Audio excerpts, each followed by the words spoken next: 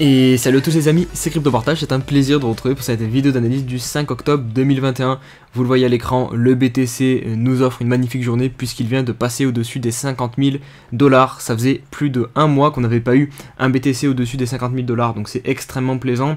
Et je vais pas vous cacher que ça annonce plutôt du bon pour l'avenir.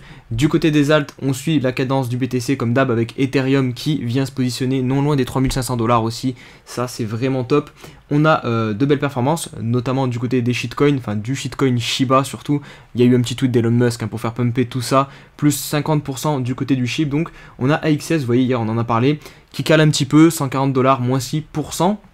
Et sinon, pour le reste des alts, on a notamment le BNB qui se rapproche des 450 $, plus 6%.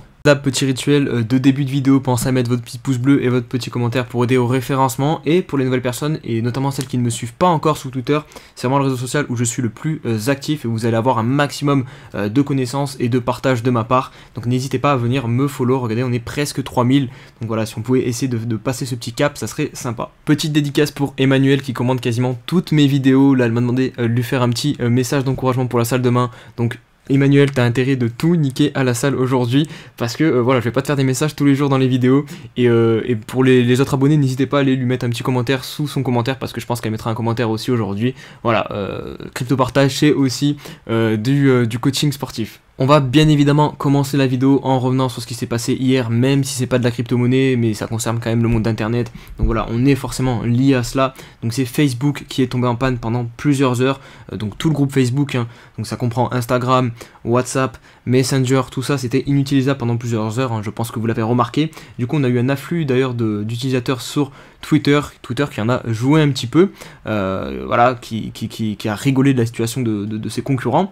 On a aussi eu toute la communauté crypto qui a bien rigolé, notamment pas mal de protocoles qui ont dit que voilà, que si jamais le monde tournait sur leur protocole, ça ne serait jamais arrivé parce que la plupart des protocoles crypto-monnaies sont décentralisés et donc voilà, une panne de cette ampleur ne peut pas arriver sur les crypto-monnaies, enfin en tout cas de ce style-là, parce que évidemment il peut y avoir d'autres problèmes sur les protocoles crypto, il faut pas être naïf non plus, mais voilà, en tout cas il y a eu des jolis petits trolls, ça a été de bonne guerre.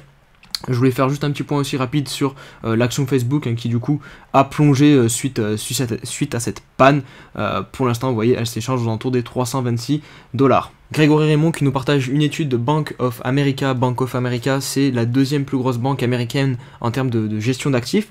Il nous partage la conclusion de cette étude, enfin une partie de la conclusion de l'étude, et vous le voyez, c'est plutôt bullish. Donc cela crée une nouvelle génération d'entreprises dans tous les secteurs, notamment la finance, la logistique, les jeux, les réseaux sociaux, et pourtant nous sommes encore qu'au début.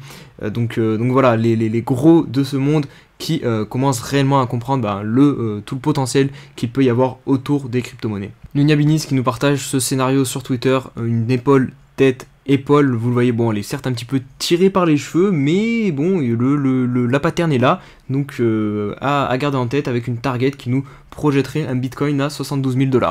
L'adoption du BTC en tout cas qui se poursuit au niveau des États, et là c'est pas un petit pays puisqu'on va parler du Brésil qui pourrait potentiellement rendre le BTC dans son pays comme monnaie légale. C'est ce que nous dit le député fédéral Aurélio Ribeiro qui sont apparemment en train de discuter pour mieux réguler tout d'abord les crypto-monnaies et pour même aller plus loin, comme je viens de vous le dire, en rendant le BTC comme monnaie, comme une monnaie officielle, monnaie légale.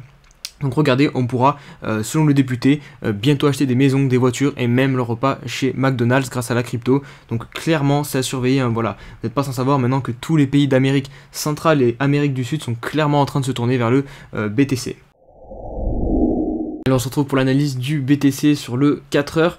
Vous le voyez, on a cassé ce range qu'on avait depuis le 1er octobre, depuis le début du mois d'octobre. Ici, on avait eu un petit fake out. Hop, après, on est revenu chercher les liquidités finalement en bas, donc piéger les bears. Et directement derrière, hop, on est reparti à la hausse. Et ce coup-ci, on a cassé ce range. Vous voyez, les volumes ont été présents. Donc pour le coup, c'est bien une validation, une sortie de ce range. Pour moi, voilà, c'est clair, on sort de cet endroit. Donc là, on est venu chercher un excès jusqu'à 50 400 $.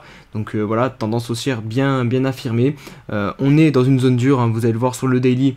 C'est clairement compliqué ici, c'est la dernière zone en fait où les vendeurs vont essayer de défendre le top ici. Et si je mets les retracements de Fibonacci, on est sur la zone de rechargement entre 0,61 et 0,78 de Fibonacci.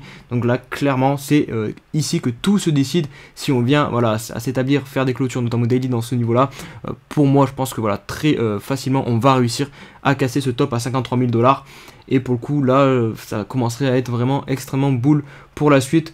Je pense que voilà, ça validerait vraiment le scénario d'une seconde partie de bull run jusqu'à la fin de l'année.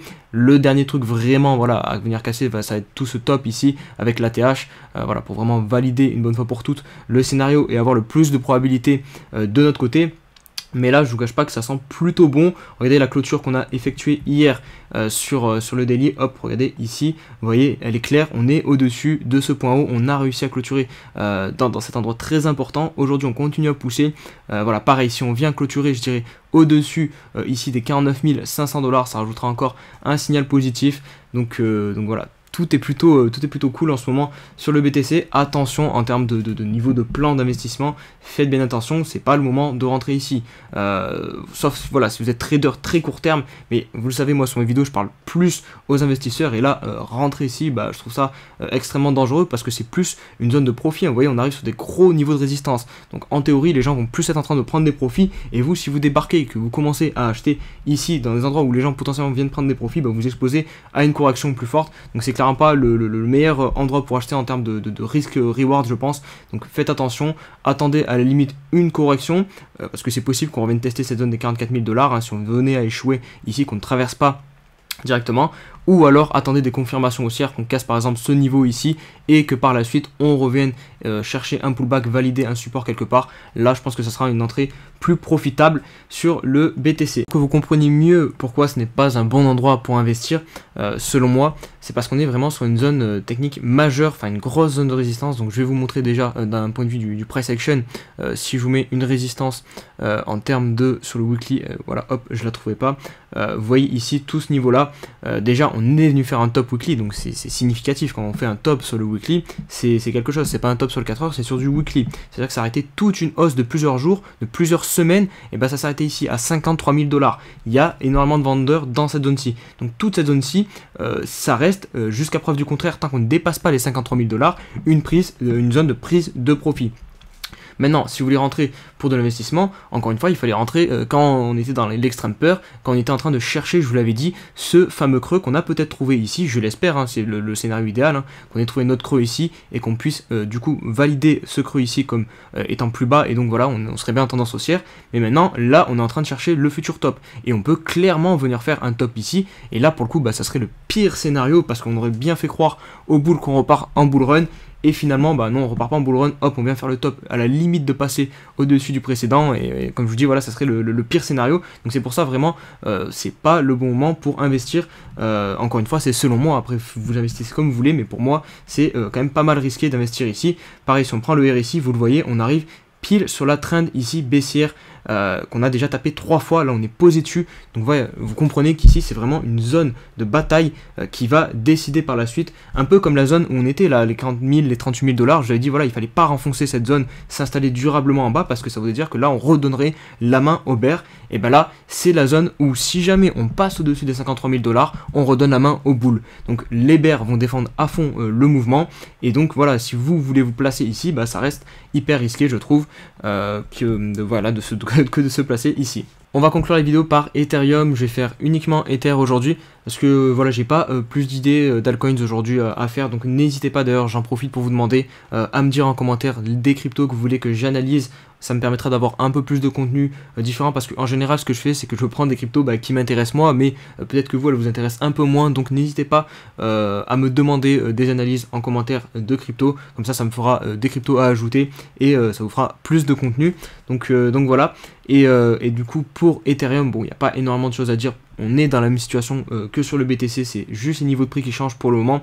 D'ailleurs, je serais curieux de voir la chart Ethereum BTC, parce que je pense qu'on est en train de consolider. Ouais, voilà, vous le voyez, depuis plusieurs jours maintenant, on consolide, hein, il n'y a pas énormément de mouvement, donc c'est bien ce que je vous dis, on est vraiment en train de, enfin le BTC et Ethereum sont en train de se suivre, donc c'est pour ça que l'analyse technique que je fais sur le BTC, elle se vaut aussi sur l'Ether, c'est juste les niveaux de prix qui changent. Donc là on est en train de consolider au-dessus de 3000 $, c'est extrêmement positif, c'est un peu comme le BTC qui consolide au-dessus des 48 500 $, c'est positif. Maintenant il faudra un dernier petit coup pour valider voilà, la reprise au niveau du moyen terme et récupérer ce point haut, donc des 3900 $ pour l'Ether qui correspond aux 53 000 $ en gros du BTC. Voilà les amis, j'espère que cette vidéo vous a plu. Si c'est le cas, comme d'hab, n'oubliez pas de mettre un petit pouce bleu et me rejoindre sur mes différents réseaux sociaux. Et on se dit à demain pour une nouvelle vidéo. Allez, ciao ciao.